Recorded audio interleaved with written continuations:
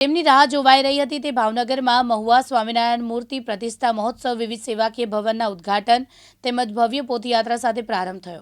મહુવા નૂતન સ્વામિનારાયણ મંદિર ખાતેથી બરોબર 9 વાગે વિવિધ સંતો સાથે મંદિરોના પ્રેરક પૂજ્ય સદગુરુ સ્વામી નિત્ય સ્વરૂપદાસજી તેમજ સાથે હાથી, ઘોડા, કલાત્મક રથો તેમજ મોટી સંખ્યામાં બગી સાથે ભારતીય ધાર્મિક સંસ્કૃતિથી જાગૃતિ અર્થે વિવિધ પ્લોટ સાથે શણગારેલા ટ્રેક્ટરો સાથે ફૂલોની વૃષ્ટિ સાથે વિશાળ ભવ્ય પોથયાત્રા નીકળી।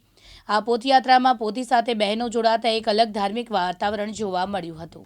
સ્વામિનારાયણ ભલા ભક્તો, સૌરાષ્ટ્રની મહાન ભૂમિ અને કાશ્મીર કહી શકાય એવા મહુવાને આંગણે અતિ અદ્ભુત હિન્દુ સંસ્કૃતિના સંસ્કારરૂપ શ્રી સ્વામિનારાયણ મંદિર નિર્માણ થયું છે અને જેના પ્રતિષ્ઠા મહોત્સવના ઉપક્રમે આ ભવ્ય અને દિવ્ય મહોત્સવ ઉજવાઈ રહ્યો છે।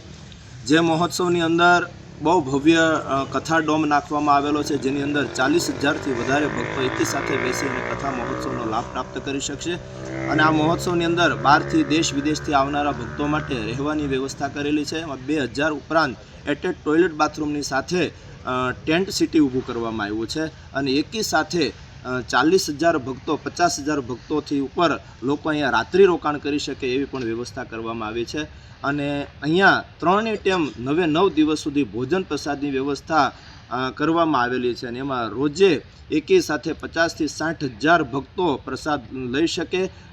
સવારના પહોરમાં એવી રીતે બપોર સાંજ કે મળી અને આખો દિવસમાં લગભગ 2.5થી 3 લાખ લોકો પ્રસાદનો લાભ પ્રાપ્ત કરી શકશે એવો ભવ્ય મહોત્સવ આ મહુવાની ભૂમિ ઉપર ઉજવાઈ રહ્યો છે। આજ દિવસ પહેલાં આવો ભવ્ય મહોત્સવ ક્યારેય પણ ગુજરાતની અંદર ઉજવાણો હોય એવું સાંભળ્યું કે નિહાળ્યું નથી। એવો ભવ્ય મહોત્સવ આપણા મહુવાને આંગણે ઉજવાઈ રહ્યો છે। માટે જે ભક્તોને આ સમાચાર પ્રાપ્ત થાય એ બધા ભક્તો આ મહોત્સવનો લાભ લેવા માટે પધારજો। આ મહોત્સવની અંદર 251 કુંડી મહાયજ્ઞનું આયોજન પણ કરવામાં આવેલું છે। એવં પ્રદર્શન વિભાગ એવં સર્વરોગ નિદાન કેમ્પ, બ્લડ ડોનેશન કેમ્પ, વ્યસન મુક્તિ કેમ્પ આદિ અનેક સામાજિક પ્રવૃત્તિ પણ આ મહોત્સવના માધ્યમ દ્વારા કરવામાં આવશે। અહીંયા જે મંદિર નિર્માણ થયું છે એમાં પણ શૈક્ષણિક પ્રવૃત્તિ, સામાજિક પ્રવૃત્તિ સાથે સાથે ભોજન પ્રસાદની વ્યવસ્થા, આવનારા યાત્રિકો માટે રહેવાની સુવિધાઓ આ બધું જ ફ્રી ઓફ ચાર્જની અંદર આપવામાં આવશે એ તમામ ભક્તોને જાણ માટે।